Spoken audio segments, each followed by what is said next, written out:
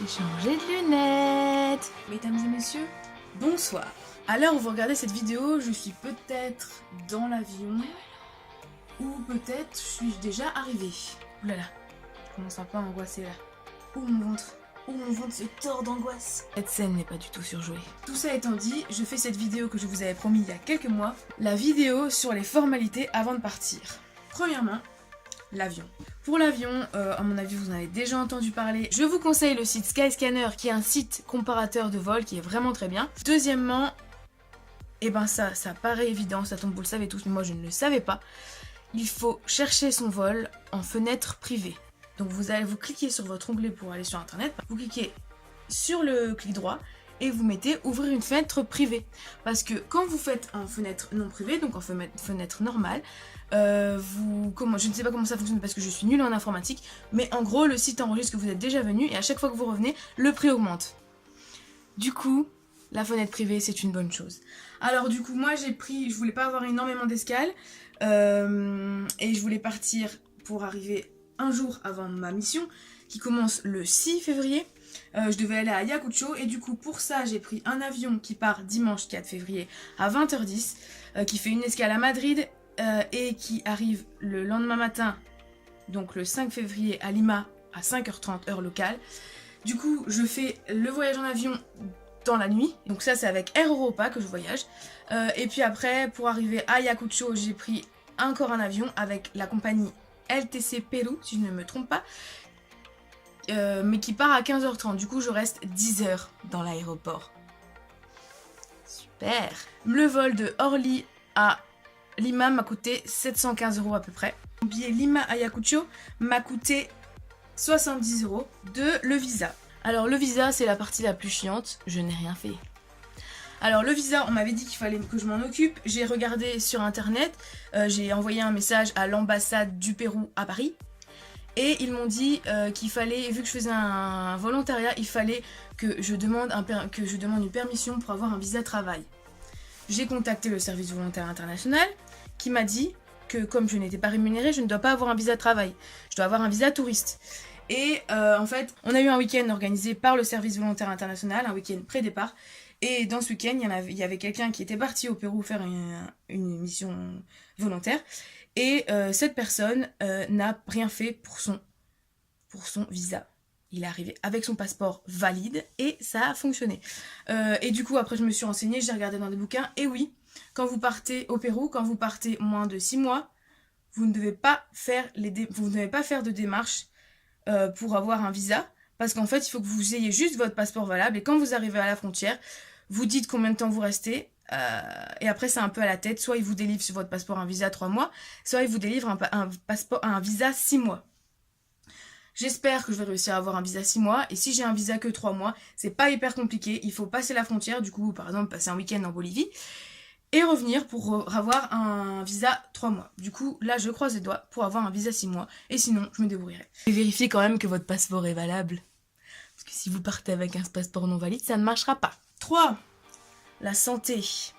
Alors, la santé, ça regroupe plusieurs choses, notamment les vaccins. Alors, les vaccins, pour l'Amérique latine, il n'y en a aucun qui est obligatoire, ils sont tous conseillés. Mais bon, moi, j'ai préféré de jouer la sécurité. En plus, vu que je travaille avec des enfants, j'ai fait pratiquement tous les vaccins. Pour les vaccins, j'ai pas regardé que le Pérou, j'ai regardé tous les autres pays que je comptais visiter. J'ai fait une liste de 5 vaccins et c'est les mêmes vaccins conseillés dans chaque pays. Du coup, les vaccins sont la fièvre jaune, la rage, la typhoïde, l'hépatite A et l'hépatite B. Ça fait 5. Pour ça, je suis allée à l'Institut Pasteur de Lille. Il faut savoir qu'en France, l'hépatite B, en ce moment, ils sont en rupture de stock. Du coup, j'ai finalement pas fait l'hépatite B, donc j'en ai fait que 4. La rage, j'ai dû y aller 3 fois parce que c'est en 3 injections. Et les 3 autres, c'est en une injection. Du coup, je suis allée 3 fois à l'Institut Pasteur. La première fois, j'y suis allée, on m'a injecté la première injection de rage et la fièvre jaune et la typhoïde. La deuxième fois, j'y suis allée, on m'a injecté la deuxième injection de rage, l'hépatite et l'hépatite A. Et la troisième fois, on m'a injecté la troisième injection de rage. Il faut savoir que ces vaccins coûtent cher. Parce que si je me souviens bien, alors chaque injection de rage coûte 50 €. Du coup, ça vous fait déjà 150 €. Puis après, je pense que c'est à peu près 70 € chaque vaccin. Je pense que j'en ai eu pour à peu près 350 €. c'est bien sûr pas remboursé par la sécu. Du coup ça coûte cher, c'est un investissement. Après vous pouvez aussi faire le choix de ne pas les faire. Après c'est à vos risques et périls parce qu'ils sont tous conseillés, pas obligatoires. Apparemment il faut quand même en Colombie avoir fait la fièvre jaune parce que des fois ils demandent. Donc pour aller en Colombie il faut avoir fait la fièvre jaune. Et quand vous avez fait tous vos vaccins, on vous délivre ceci, qui est un carnet de vaccination, qu'il faut toujours avoir sur soi. Par contre, petit détail, pour la rage, c'est pas parce que vous avez fait le vaccin contre la rage que vous êtes vacciné contre la rage. Si vous avez fait votre vaccin contre la rage et que vous faites mordre, il faut quand même aller à l'hôpital. Mais c'est plus facile, enfin bref. Je l'ai lu dans un bouquin, du coup dans une prochaine vidéo, je vous expliquerai mieux pourquoi la rage, voilà, bref, l'histoire de la rage, du vaccin contre la rage. La deuxième partie de la santé, c'est les médicaments. Il faut savoir que quand je suis allée à l'Institut Pasteur pour faire mes vaccins, on vous explique un peu les maladies, tout ce qui peut arriver là où vous partez. On vous donne des cartes. J'ai eu une carte de chaque pays où j'allais, parce que je lui ai dit tous les pays où j'allais. Du coup, il m'a donné une carte de chaque pays. Et voilà. Et en fait, c'est surtout pour parler du paludisme. Le paludisme qui est présent en Amérique latine. Il vous donne aussi une liste des médicaments qu'il faut prendre. Il vous conseille aussi d'acheter des anti-moustiques et des moustiquaires. Moi après on m'a dit, j'ai failli acheter mes anti-moustiques. Et après, pendant ce week-end service volontaire international, ils ont dit qu'il fallait mieux acheter tout ce qui est anti-moustiques et moustiquaires sur place. Parce que sur place, c'est des produits anti-moustiques qui sont adaptés aux moustiques de là-bas. J'ai oublié de dire pour la santé, avant de partir, faites un bilan de santé pour être sûr que vous n'ayez pas de problème et que vous puissiez partir. Deuxièmement, si vous portez des lunettes comme moi, n'oubliez pas de prendre des lunettes de rechange au cas où elles se cassent, au cas où vous les perdez ou au cas où on vous les vole. 4. Les assurances. Les assurances, c'est le truc que j'ai trouvé le plus galère à faire, clairement. Il faut d'office, si vous partez longtemps, une assurance voyage. C'est obligatoire. Parce que si vous partez, que vous attrapez une grosse maladie et que vous n'êtes pas assuré pour qu'on vous ramène chez vous, bah ça coûte cher. Alors au début je m'en suis pas inquiétée parce qu'on m'a dit qu'avec ma carte bancaire j'avais une assurance prévue avec ma carte bancaire. Sauf que ce qu'il était marqué nulle part, c'est que pendant 90 jours que c'est valable.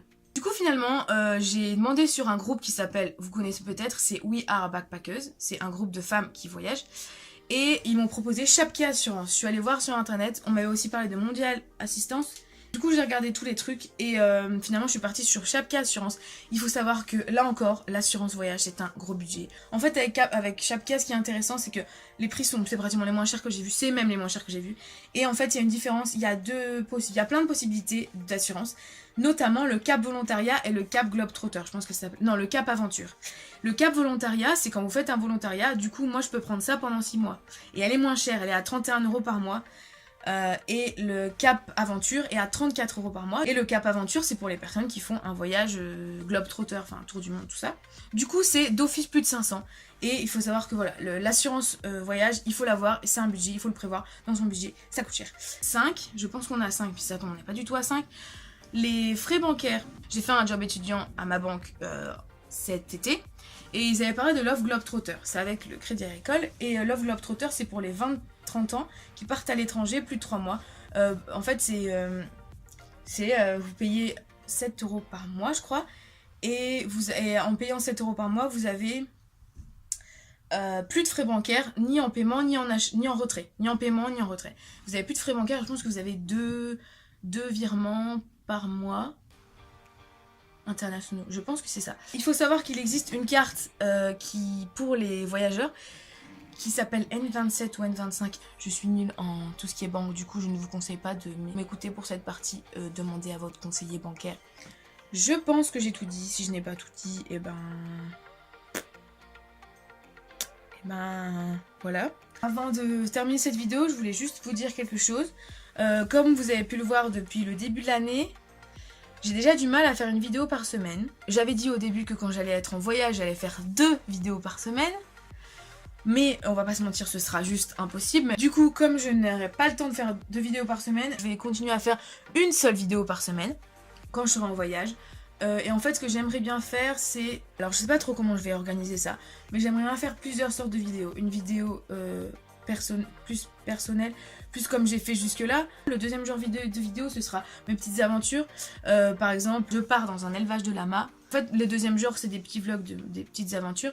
Le troisième genre, ce serait des petits reportages sur une coutume ou sur un fait. En fait, je sais pas, mais ce sera un petit truc sous forme de reportage. Avec peut-être des interviews, si j'y arrive. Du coup, ça, c'est le troisième genre. Et le quatrième genre, que je ferai beaucoup moins, je pense, mais qui peut être sympa, c'est un truc par rapport à la bouffe. Je suis une voyageuse qui aime beaucoup manger. Ça se voit, non? Je suis une personne qui aime beaucoup manger et qui aime beaucoup découvrir la nourriture d'autres endroits. Et du coup, ça pourrait être sympa de faire plus. J'apprends à cuisiner quelque chose ou je vais goûter ça. Voilà, ce sera des mini vidéos, mais ce sera aussi des petites vidéos occasionnelles sur ça.